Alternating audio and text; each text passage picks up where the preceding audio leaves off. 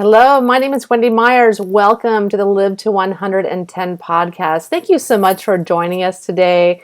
I have to say, I really love doing this podcast, and I'm, just so thankful to be able to help you guys, and I'm so thankful for all the listeners who tune in every week. It's really a joy to wake up every morning and do what I do. So I just wanted to thank you for that.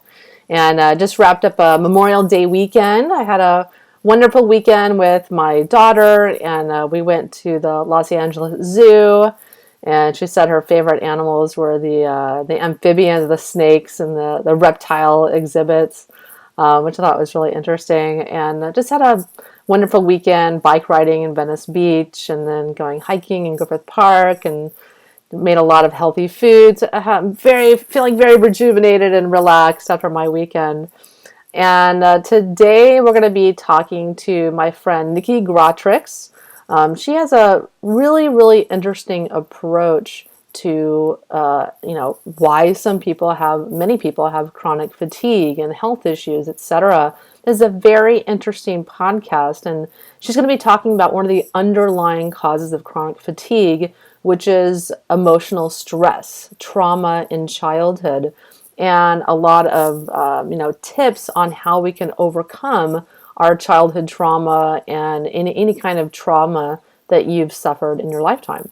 And we're going to be talking about how stress and trauma, emotional trauma affect your health, how you can act to address the effects of emotional trauma, and how to attain abundant energy. But before we do the podcast, I have to let you know that this podcast is for informational purposes only.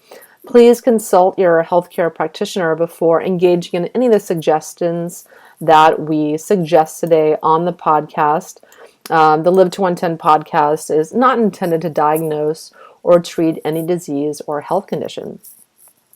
Now, our guest, Niki Gratrix, she is an award-winning, internationally renowned registered nutritionist, mind-body expert, and health writer, helping people to optimize their energy.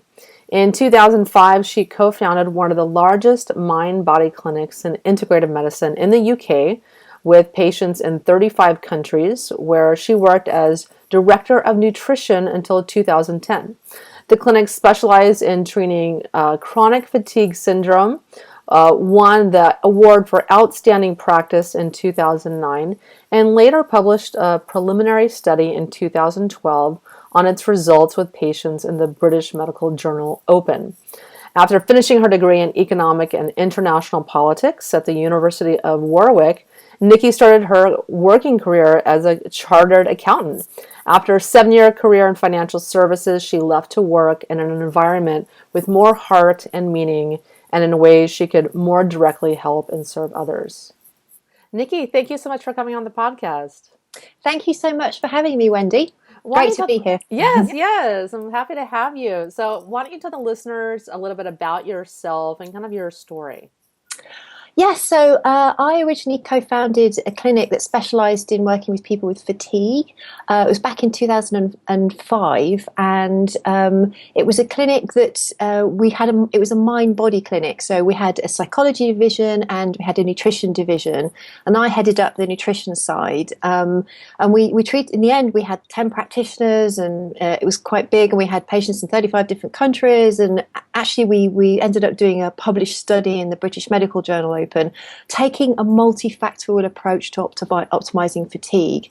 So I've always sort of approached all chronic complex illnesses from a kind of psychological as well as physiological approach, because I think anything less than that is a disservice to the patient, and you're likely to get less kind of results doing that. So that was so I did that for sort of up to about 2010, and then I ran a large summit online, which was called the Abundant Energy Summit, again specializing in how to optimize energy and well-being and overcome chronic fatigue. And I was interviewing about 29 world leading experts, and I had 30,000 people on the summit. So I think it's the biggest fatigue summit so far that's been online. So and now I have a sort of a busy online sort of engaged audience where I cover all these aspects to having amazing energy. And what is the website to your summit?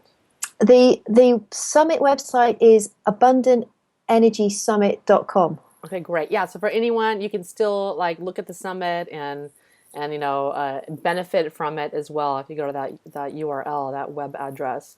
So let's talk about how important is stress and emotional trauma in attaining and maintaining abundant energy and health. Because I know a lot of people have, emotional issues that are very, very stressful physically on their body. And how does that relate to their energy production?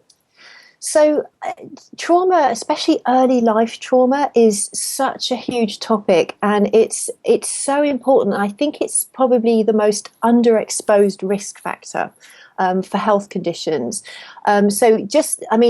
Trauma or emotional stress throughout a lifetime has a major impact on health. But just to give you an idea about how important it is, and most people don't realize this, there's some statistics around adverse childhood events. So specifically looking at early life stress. And there are huge studies done by the CDC and Kaiser Permanente looking at a cohort of over 17,500 adults. And they started all these studies in about the mid-1990s. And they were looking at, first of all, they measured like how many people had like adverse childhood events.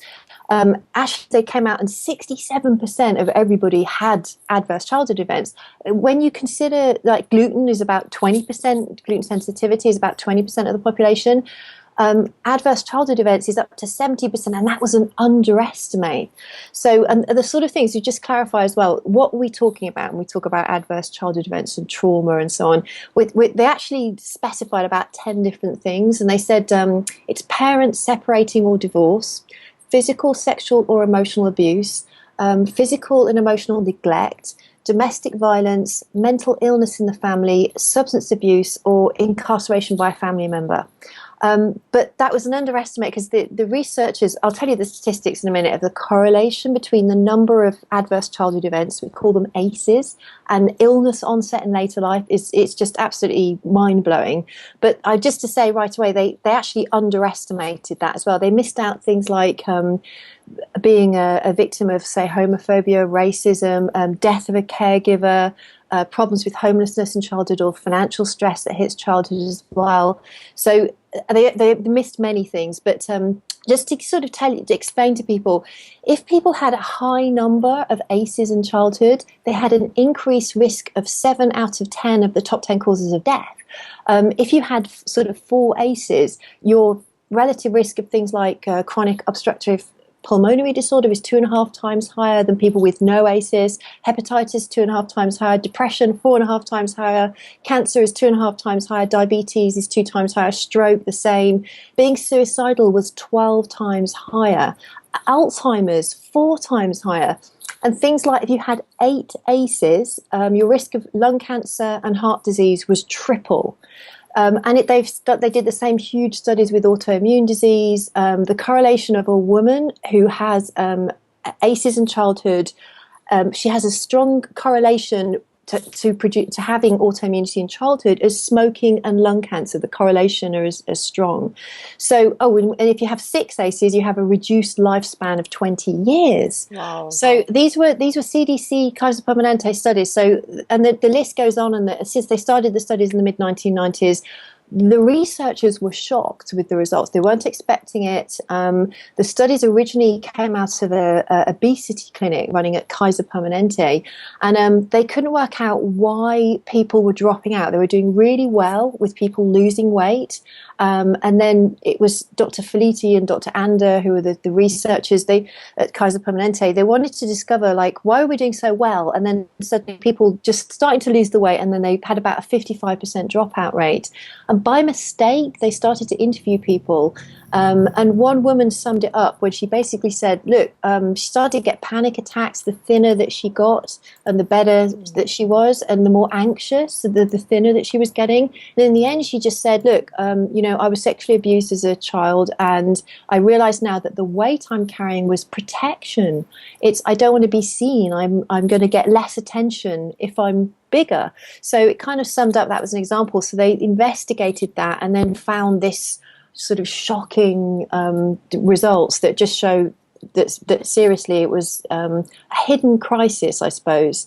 And also, if you think just something else as well, they missed certain ACEs, and they also, ignored things like intergenerationally inherited trauma. So this is now coming through. The research studies are clearly showing that trauma, for example, third generation survivors of the Holocaust victims have the same physiological and psychological symptoms as their parents. And that's being shown in various different countries where there's been destructive acts of war or famine. That's been shown.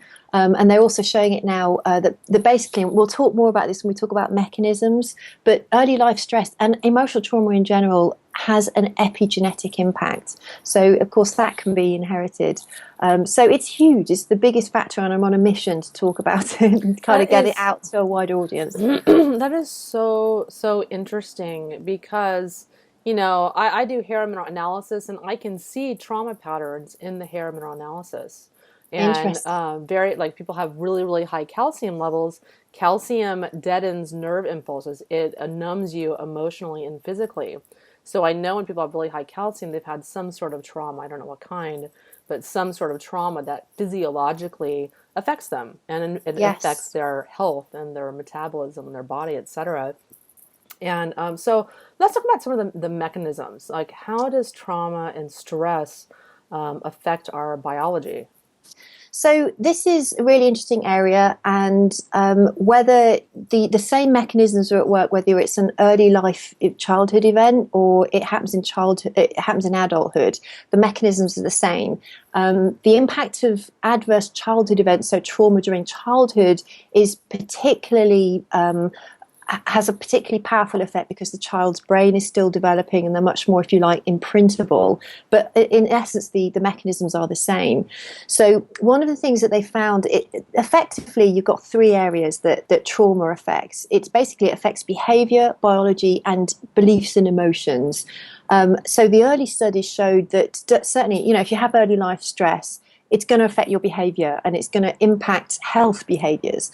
So you're much more likely, if you have ACEs in childhood, say 4 or more ACEs, you're, for example, 7 times more likely to become an alcoholic, 11 times more likely to use injection drugs.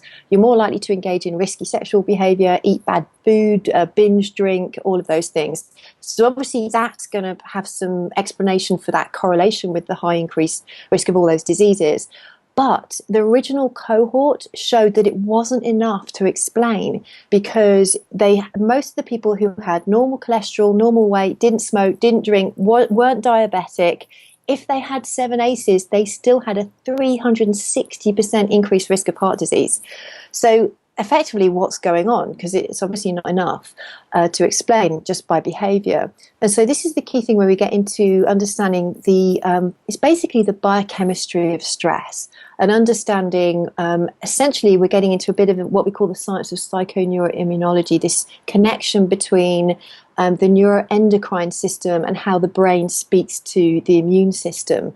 And effectively, what's happening when trauma is especially happening in early childhood is epigenetically, we're resetting the brain's response to stress to a lowered threshold, where epigenetically things are changing, where this hypothalamic pituitary adrenal axis, this HPA axis, which is the hub of kind of the stress system in the body, this becomes a lowered threshold for this system to become activated, and we have cortisol pumping out for longer. So this is what actually changes. And essentially, you're basically marinating in cortisol and sort of eventually inflammatory cytokines. So chronic, unpredictable stress, either a one-off shock or intermittent over time, sort of kindles the brain, kindles this HPA axis, changes epigenetically. So unfortunately, it does reset the system permanently, unless you intervene. And we can talk about, you can intervene and this can be reversed, but unless you intervene, it will stay that way. And so the research has really shown, there's big, huge studies kind of, this has generated a lot of research, obviously, the whole kind of ACEs work. And there's a lot of researchers now getting very interested in how this trauma is affecting people epigenetically and through the stress mechanism. So, and really, depending on which illness that you get, it depends on your, if you like, your genetic weak link and your exposure to epigenetically inherited and current life stressors. So, some people will go on, and if it affects their brain, for example, chronic stress that goes crazy in the brain will cause the little microglia, which the immune system's in the cell, to go berserk. It's the immune system cells in the brain to go crazy, and that they start pruning nerves in the brain, which that leads to Alzheimer's. They're thinking that's leading to other psychiatric problems. Other people, it'll eventually lead. I mean, chronic fatigue syndrome and fibromyalgia and that range of illnesses, they are like the poster children for adverse childhood events. If you have adverse childhood events, you have a six-fold increased risk of chronic fatigue syndrome in later life. Sort of sexual abuse in childhood is very highly strongly correlated with the onset of fibromyalgia, and that's why it was like my case study to study that illness. But in those cases, the HPA axis is going out of balance and ultimately causing, in chronic fatigue, problems with mitochondrial function, and in fibromyalgia it can be how people are processing serotonin and so on, and pain receptors. So it just, depending on your genetics, those stresses will all affect the core systems of the HPA axis and the immune system to lead to a chronic shift that's going to stay there. And it's a bit of a smoking gun, because you're just going to have this stress all that time. Your whole system's reset. So it only takes another few other stresses later in life, a trigger, and you sort of fall into full-blown illness. But really, the illness started 20 years ago, 30 years ago, and people don't realize that their whole system had already shifted from a long time ago. So it takes a long time for a chronic illness to appear. It just doesn't happen overnight. Yes. I hope that's... Yeah, that's an amazing explanation, because I mean, all the research is showing all the diseases, cancer and autoimmune disease, etc., they all are beginning 20, 30 years prior to manifesting symptoms, and stress is a main underlying cause. So we know that, you've established that people that have suffered abuse and trauma, it affects their biology and they're not able to produce energy. Anyone suffering from chronic fatigue or severe health issues, autoimmune, etc., what are the steps that these people can take to begin addressing emotional trauma and healing it? Like, where do they start? Okay, so there's plenty. The good news is there's things like neurogenesis, there's neurosynaptogenesis. So the good news is, you can reverse the impact of all kinds of trauma. So I have like a kind of 5 steps that I normally share with people. And the first thing to do, the step one, and it's kind of not too expensive to do either. First of all, you might just want to start by what I call exploring. So maybe if you have an illness now, for example, go and maybe you can get your ACE score, go and take the original questionnaire and start tossing up the number that you may have. So I have a completely freely available, the questionnaire from the original research on my website, which is at nikigratrix.com, ACE score, all one word, lowercase. So that's NIKIGRATRIX.com, ACE score. And start the exploration process. So the other thing is that it's shown, for example, that journaling is also scientifically even shown to really help sort of start to resolve the trauma, because we'll talk about this more, but you'll want to reverse sort of biochemical impacts, but you'll also want to actually resolve the trauma at the emotional level as well. So we're talking about kind of changing beliefs and so on. So journaling is fantastic, and it's sort of just asking questions that you may not have questioned before, like, could there have been some kind of trauma either in childhood or adulthood, or even in the onset of the illness, that was stress related, which was emotional trauma related? When that trauma happened, was it much more kind of emotionally? So they tend to be the more sensitive types. Can you feel energy in a room? Can you read emotions in a room, and so on? The more sensitive types need to have kind of even more boundaries and so on. At the time when the trauma happened, was there anybody you could talk to? Because the research shows that if you did have just talk about one, it can dramatically reduce sort of long-term impacts. And also, was it one ACE or trauma, or was it many over time? Was it covert trauma? Was it not something so overt like alcoholism or anything like that, but was it more verbal and emotional abuse?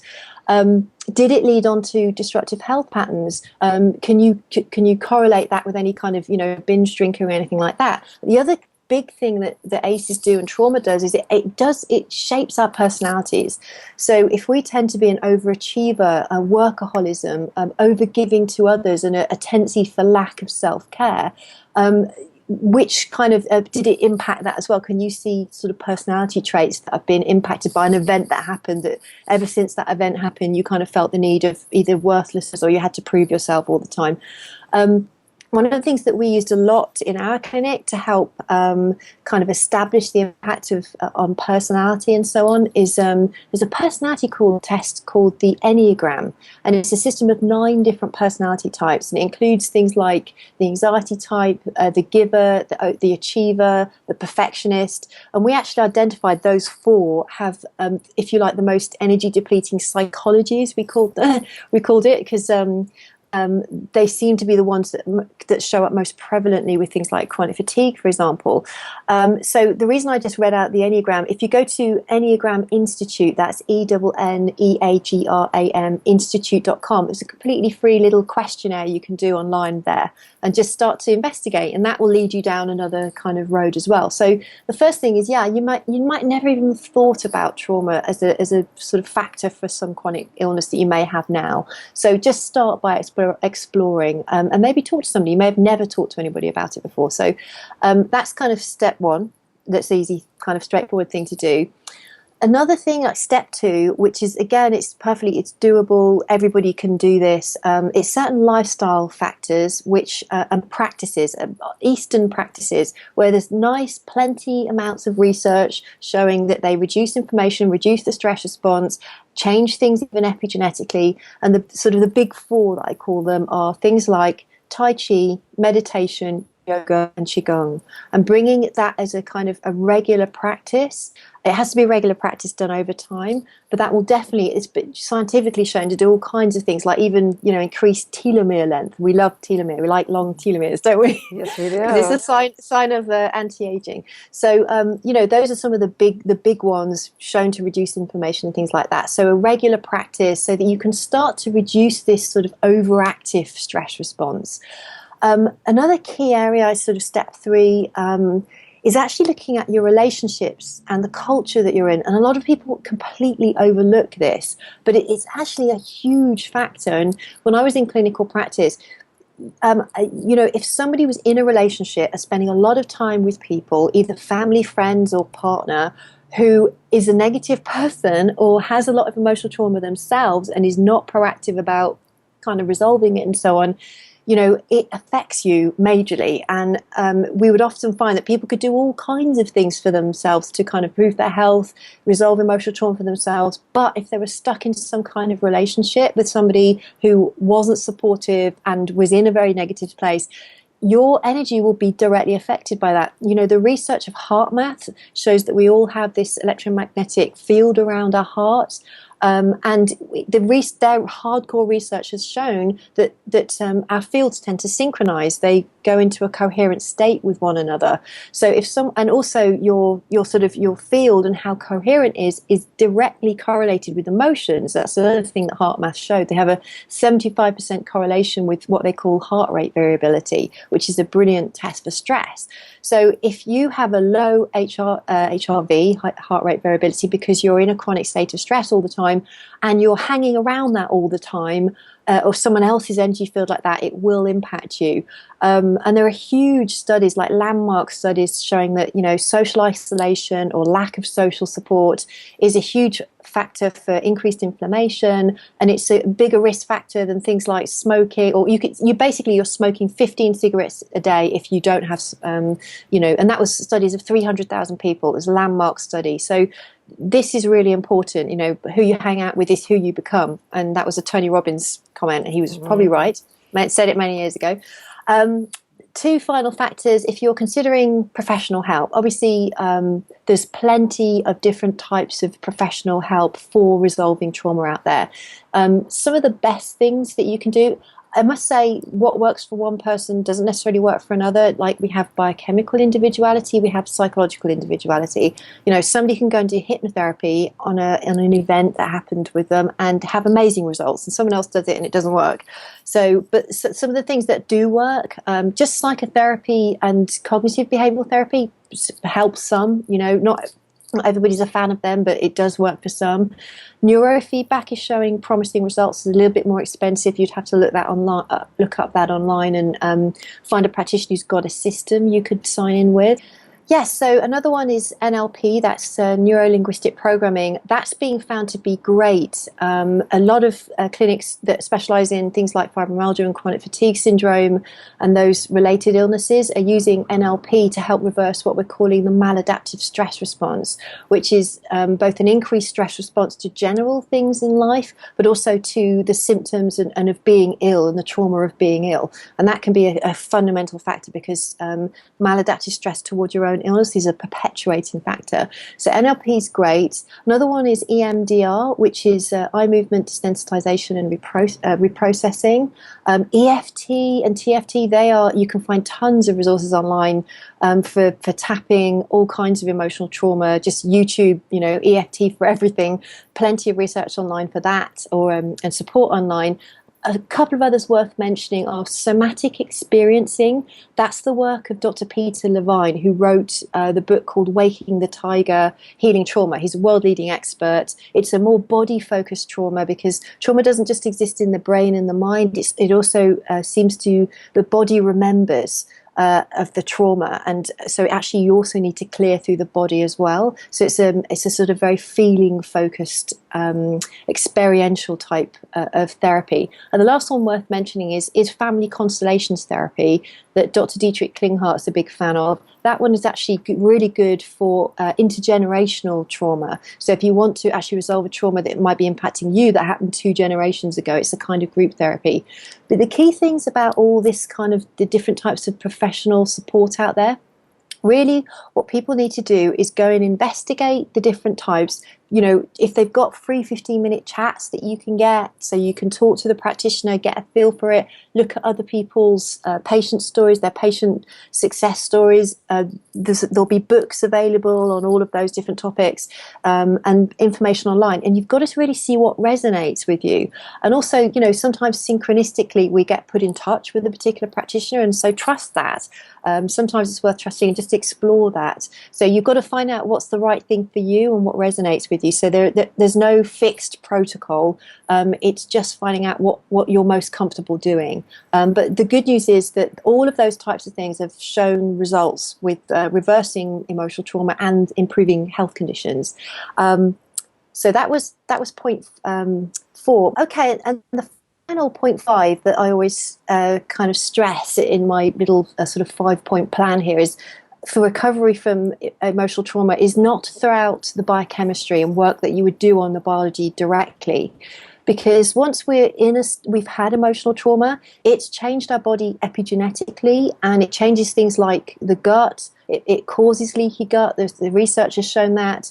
It changes the HPA axis, as we've mentioned, and so on. And all that does is actually increase the toxic load that we now carry around, which perpetuates the whole sort of stress response, because toxins, the body doesn't differentiate between emotional stress. The HPA axis doesn't differentiate between emotional stress and chemical or electrical stress, for example.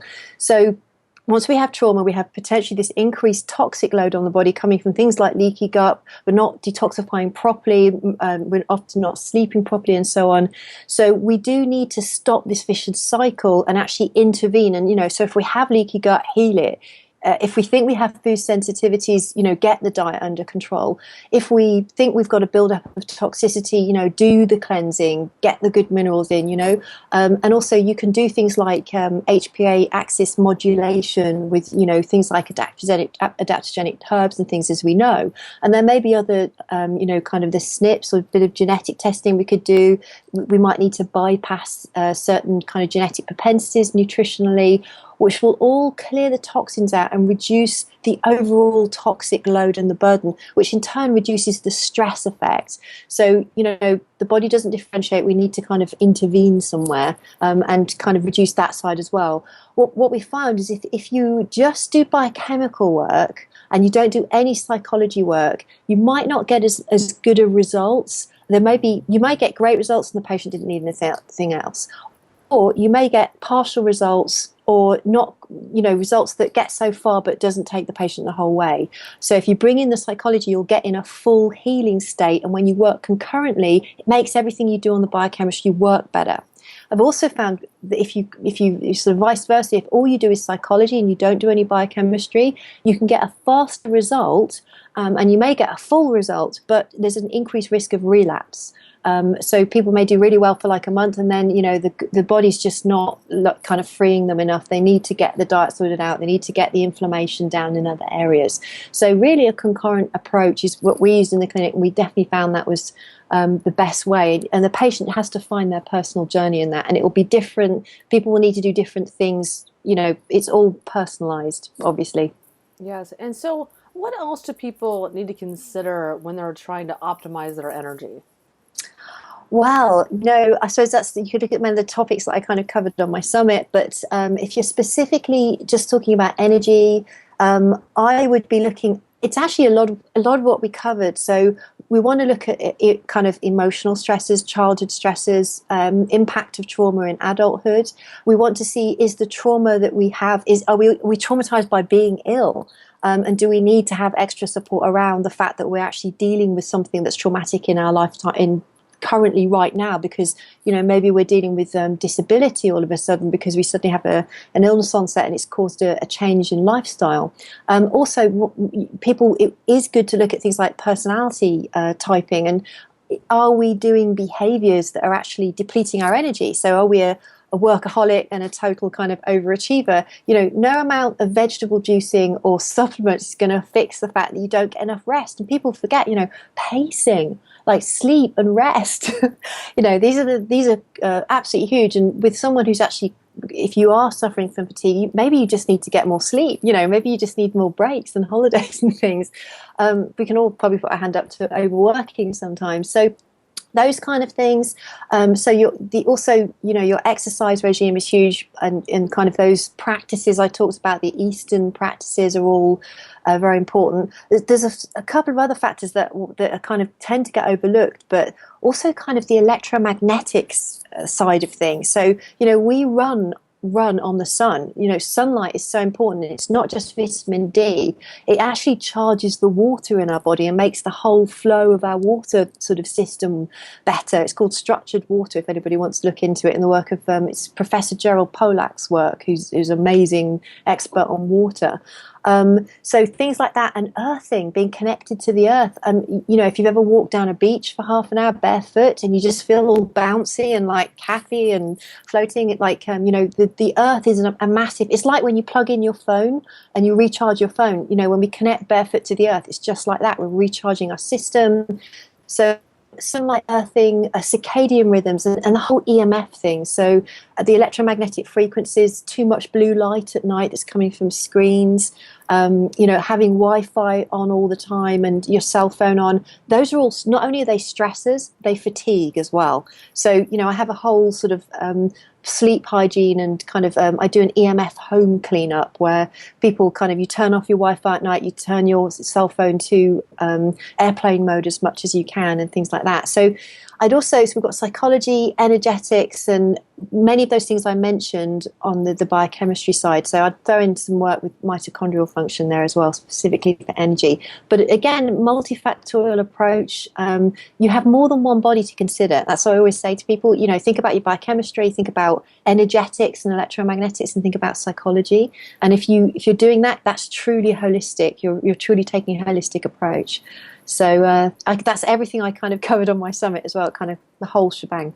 Yeah. So how do people deal with this extra level of complexity now that they need to consider both body and their mind?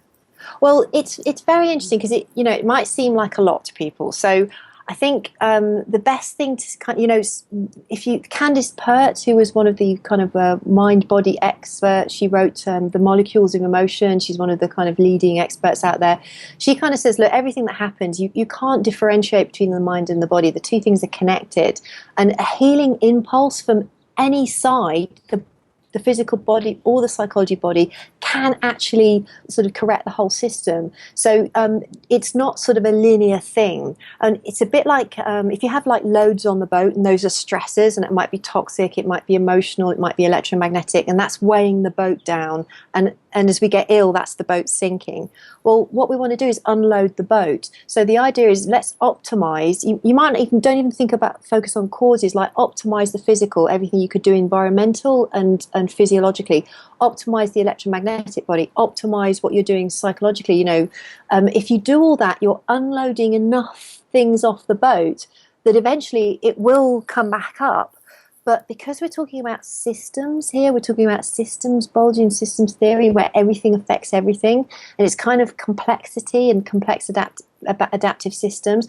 We're often waiting for a tipping point. So you can do a lot of work over a long period, not see much return, and then all of a sudden you take that last thing off. It goes zoop, all in one go. And I call that the scales effect of recovery. So those old balance scales that where, let's say, the heavy weights are on one side, causing the weights to be out of balance and in an ill state. Well, you take one weight off, the weights aren't going to change. That thing's not going to balance until you take the last weight off the balance scales. So sometimes I think the message is for people, don't give up. Your body knows how to heal itself. If you just unload over time and go wider, don't just think about biochemistry, think about all these other things, especially if you thought you were in a chronic complex illness state and you think you've done everything. You probably haven't. I've probably listed some things you haven't done yet.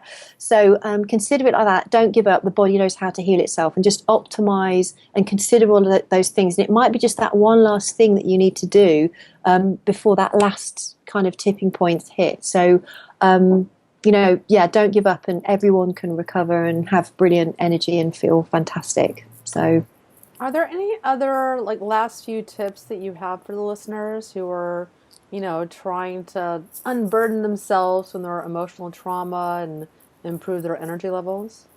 This idea about, just so I'd reiterate what I said about the body knows how to heal itself. When you get a cut, the body knows how to heal itself. You don't have to do anything. Or even if you break a leg, if you think about that, if you just have people think about that, you go to hospital, but it's not the doctors putting the thing together. I mean, they put it in the right position. But what does the healing is. So I have a question I'd like to ask all of my guests. What do you think is the most pressing health issue in the world today? I think it goes back to what I started to talk about, which is I think it's how we look after our children, and it's parents not being neglectful. It's understanding that even divorce or separation is having a traumatic impact on our children. It's the social care and attention that we're actually, and how well we're looking after children. And I think that is it. Based on the statistics, I think it really is the number one biggest factor. And it sets so many things up for later life that are really, the downstream things that happen, like diet or a trigger, an exposure to a bug or something. The system's already been weakened by what happened in childhood. So I think this hidden crisis of sexual, emotional neglect, emotional abuse, especially covert emotional abuse, I think, unfortunately, we live in an emotionally dumb society. And it's the same way we kind of, if you think about the average Joe, what they know about diet, and they kind of say, my diet's great, there's no problem with my diet, I'm healthy. And then as a practitioner, you'll sit down with them for 3 days. Let's just look at your diet for 3 days and let me talk you through why this maybe isn't so healthy. Well, people say, yeah, I had a great childhood, fantastic, there's nothing wrong with me, I'm all good. And really, when you sit down and you find out what they've been through and you talk to them, the covert trauma is epidemic levels. So that's not even including things like having alcoholic parents or mental illness. Those things are overt. It's the covert as well, which is just a huge hidden crisis going on. So I think that's definitely number one. Yeah, I think that's so true because the statistics you talked about earlier that almost 70% of people at least have some sort of ACEs or adverse childhood events. And I mean, I know I have I have several friends that were abused as children or sexually abused or whatnot, and they really have a tough time. And you can see that someone constantly trying to cover up their stuff down their negative emotions with alcohol or drugs or whatever their choice is to reduce their anxiety dramatically impacts their health. And it's sad to watch, and a lot of people are suffering in silence It's from true. their childhood trauma. So, wanting to tell the listeners a little bit more, about you and where they can, get in touch with you and kind of, learn more about what you do and how they can benefit from it. Yeah, great. So my website is nikigratrix.com. That's nikigratrix.com. And on there, I've got some freebies. So I've got sort of ebooks that you can get on there, sort of access to reports on, steps to abundant energy, and also on there, steps to healing emotional trauma as well. So I have a lot of resources in that free ebook as well if people want to sign up to that. And if people are interested in the summit, there's a link there from my website as well. So basically everything that they would need to know is on my website.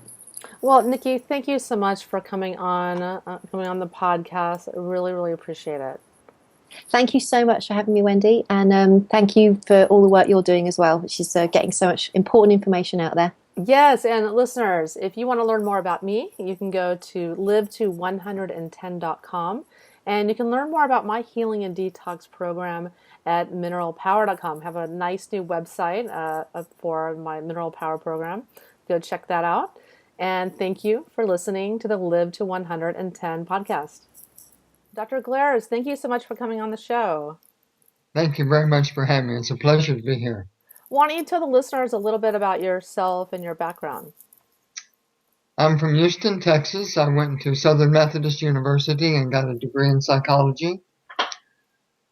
I was trying to figure out a career path, and I looked at my dad, who was a dentist. He loved his work. He did great work. He provided for us well. I thought, that's for me. So I went to Baylor Dental College and graduated from there. Okay, great. Yeah, and so we're going to talk about mercury fillings. So why don't we just start with the basics? What exactly is in a mercury filling? A mercury filling is an amalgamation, a mixture of silver, copper, tin, and zinc, and mercury. 50% mercury, 50% the other the four elements, pardon me. It's been used in this country for 150 years as a filling material because compared to what they had back then, it worked great. It lasted a long time, relatively easy to put in place, and it was affordable. Those features are still the features today that people use mercury fillings, but a difference now is that we have a lot of choices of different types of restorations, short of crowns, filling materials that actually work very, very well. So it's been used for a long time in this country, and the users of it have a lot of support, and we'll be talking about that as we go through the interview. Yeah, and so what is the difference between a mercury filling and a silver filling? Nothing. It's just a name, and it's a name that the American Dental Association has said, gosh, let's don't call it a mercury filling. That would unnecessarily scare people or make them uncomfortable. And I'm going, yeah, because they're smart.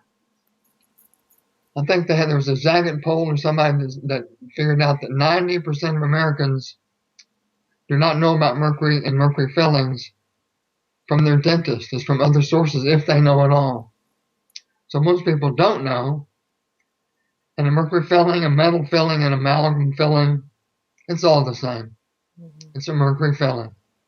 Our patients will tell us, my dentist told me he doesn't place mercury fillings. He places silver fillings. It's deceptive. It's misrepresentation. Yeah, and most dentists today will put a mercury filling in you if you allow them, especially if you're looking to have, cheaper dental work done.